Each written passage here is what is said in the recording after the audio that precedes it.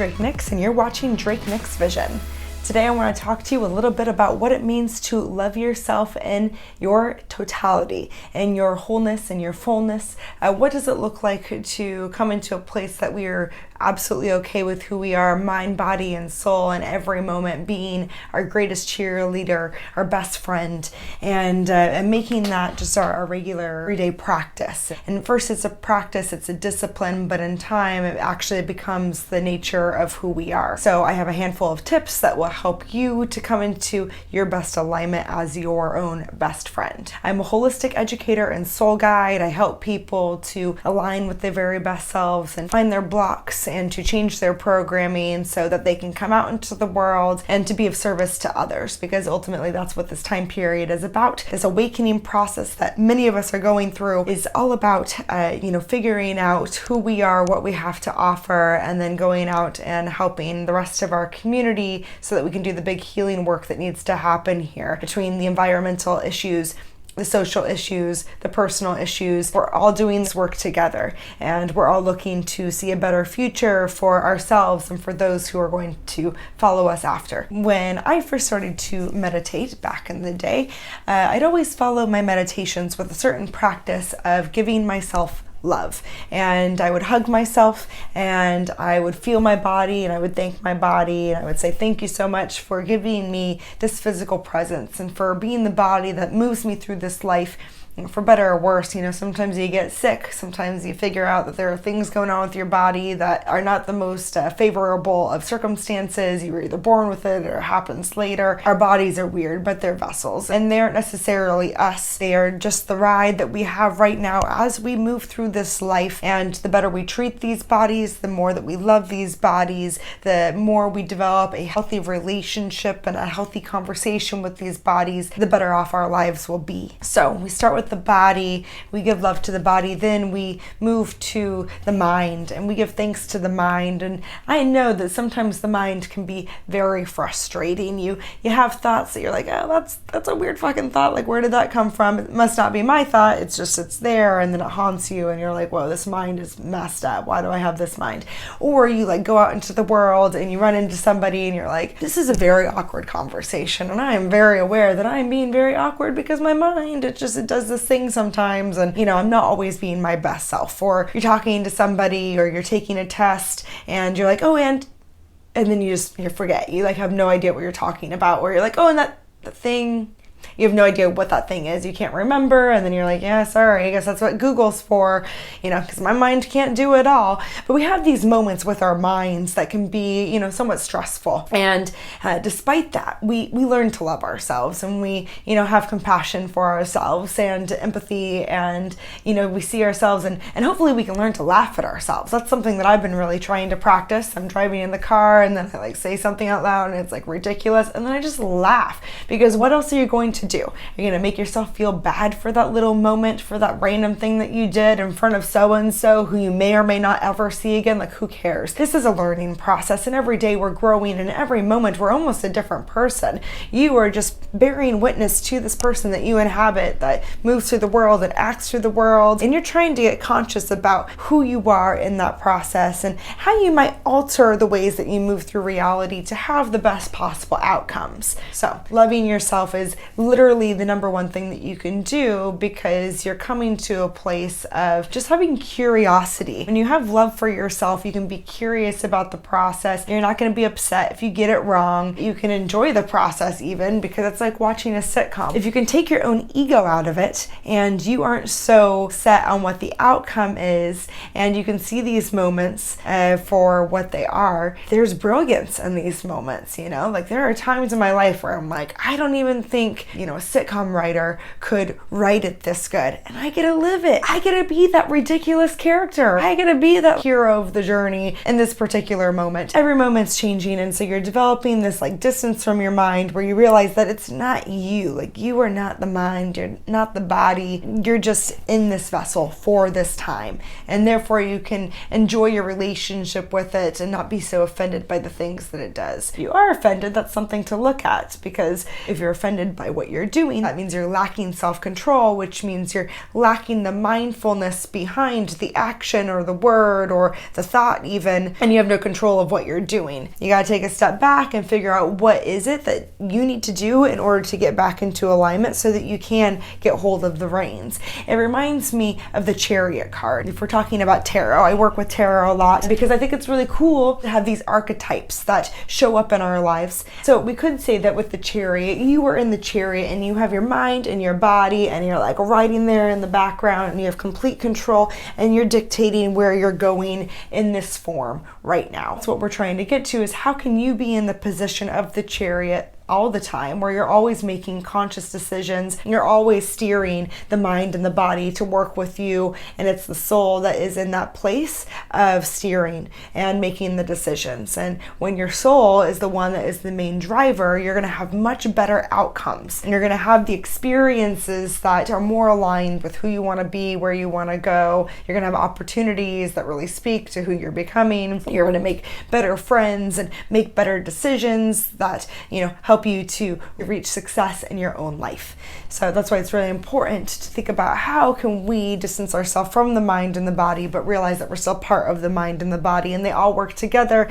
None of them are the enemy. It's about loving those. One of my decks that I have, it's really cute and whimsical. It's the Jouet de Vivive, and the character has these seahorses in front of her. And you could think about your mind and your body as the seahorses and think about how cute they are. Like they don't know what they're doing all the time, but that's why you're there to take care of them. And you develop a relationship with your mind and your body like that, where you realize it's not their fault. You were born into this world. You had certain people who were raising you, who put different ideas into your head. You got certain genes, you got all this randomness. And then through that, you try to figure out what are the best qualities of everything that I've been given, and how do I work with that in my favor, and anything that I don't quite like, how can I love that and heal it and transform it, because everything can be transformed. Maybe if we're looking at the physical, it's not a physical thing that's being transformed, but it's just the way that we interpret the experience and how we feel towards it.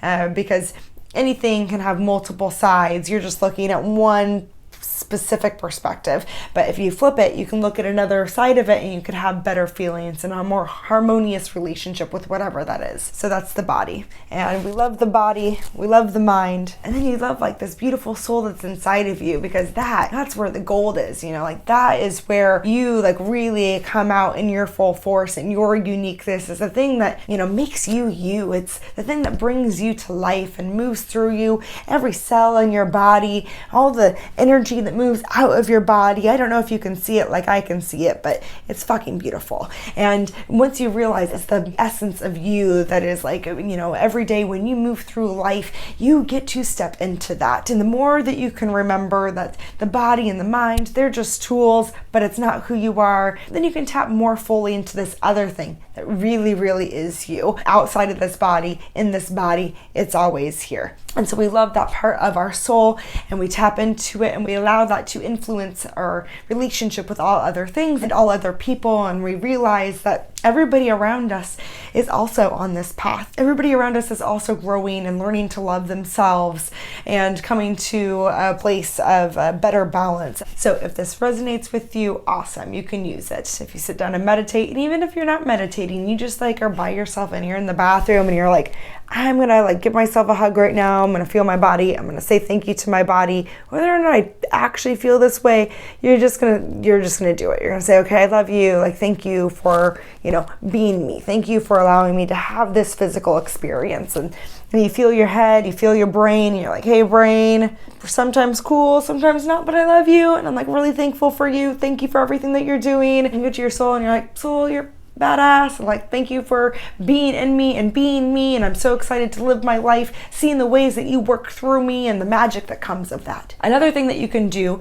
is begin to use positive affirmations, and just all the time begin rewiring yourself to think whatever you actually want to be feeling. Beliefs create realities, so you're working to restructure the beliefs to work in your favor. Positive affirmations are an amazing way to do that in a quick and accessible fashion. So you can get out your journal, you can write it down. Some of us are visual, or we like need that like sensory experience of like actually like physically writing it. If you look at my journals, I have over 50 journals that I've written over the last like 12 years or something. And like I would say probably a third of them are just positive affirmations, especially when things got really hard, didn't know what to write, didn't know like what to think even. I would just go and be like, all right, I am loving, I am kind, I am compassionate, I am confident, I am secure, I am loved, I have healthy community around me, I'm a good friend, I'm a good person, I'm capable, I'm competent, I am smart, I am responsible. Responsibility was a really hard one for a really long time, and I would find all the things where I'm like, this isn't necessarily true. For most of my 20s, I was not very responsible. I wanted to be responsible, but it was very hard.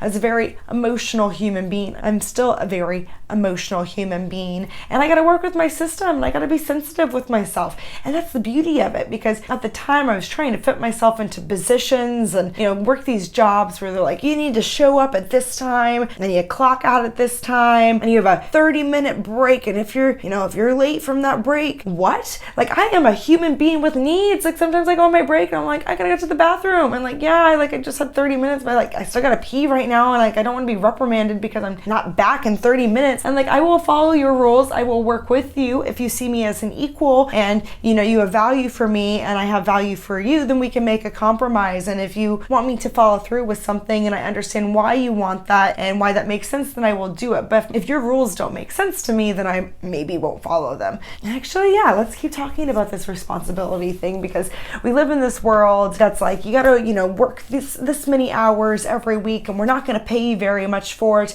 and it's work that you don't actually really like, and you're not really progressing as a human being from working this job. Yeah, like, we all have to work those jobs, but I would like to think that hopefully as we move forward, companies and businesses will start creating better positions that really nurture the whole human being, because there's a lot of us on this planet now that are really sensitive. And especially as we go through these awakening processes, I've gone through periods where, like last year, it wasn't even that long ago, I had this like heartbreak, and it felt like my heart had been ripped out of my chest, and it was like decaying, and it was so painful. Like, I literally had really intense pain here in the center of my being, and I laid in bed and I like cried for a whole week. And then like I was like showing up to work and to school, and people were like, how are you? And I was like, I'm in the dark. Like, this is painful, and this sucks. And luckily I was around lots of really open-minded people, spiritual people, who held me in that container, and they're like, hey, you're cool. Like, thank you for showing up. Thank you for being you exactly as you are. Thank you for being authentic and transparent. And these are qualities that are naturally who I am. And I think that there are a lot of you out there that are the same way, but you're not necessarily in communities that will see you and support you through that. But I'm telling you, those communities are out there, and the more that you choose to leave those situations that are not resonant with you, in time you will be more aligned, and you will come to find other people that will hold you in that space and hold you with the person that you're becoming. So don't be too hard on yourself. And I think that this world, some of the reasons where we're like, I don't like myself in this way, it's not actually you. The you that you are maybe discouraged because you find that it's difficult for you to be you in this world, but it's actually not an issue with you, it's an issue with the world. And as you come into who you are and what you need, you realize the ways that the world is wrong, and then you can help to change those things. And in changing those things to benefit yourself, you benefit other people too who feel the same way. Anyway, we're going back to writing positive affirmations. And then you can also say positive affirmations. You're driving in the car, you say it out loud, you say it loud, you say it proud. You're walking through the grocery store, you just have it going on in the back of your mind, especially if you find yourself like obsessing about something. Take a big deep breath, come back to center, and just go through your mantras. I am grounded, I am present, I am calm, I am cool, I am collected. Especially if you're somebody who struggles with anxiety, this is a great way to talk yourself down, because this is part of that process of becoming your own best friend. You start that dialogue with yourself. Loving yourself is an ongoing process, and I've just shared with you a couple of examples of things that you can implement into your life. I'll for sure be giving you more examples as time goes on, but start working these in, or at least start noticing what is the relationship you have with yourself, what is the quality of the relationship you have with yourself. And how might you want that to be different? How could we improve upon this experience? Are you your own best friend? Do you see yourself as a friend to yourself? Are you happy with being you? And it's okay if you're not, because it takes time.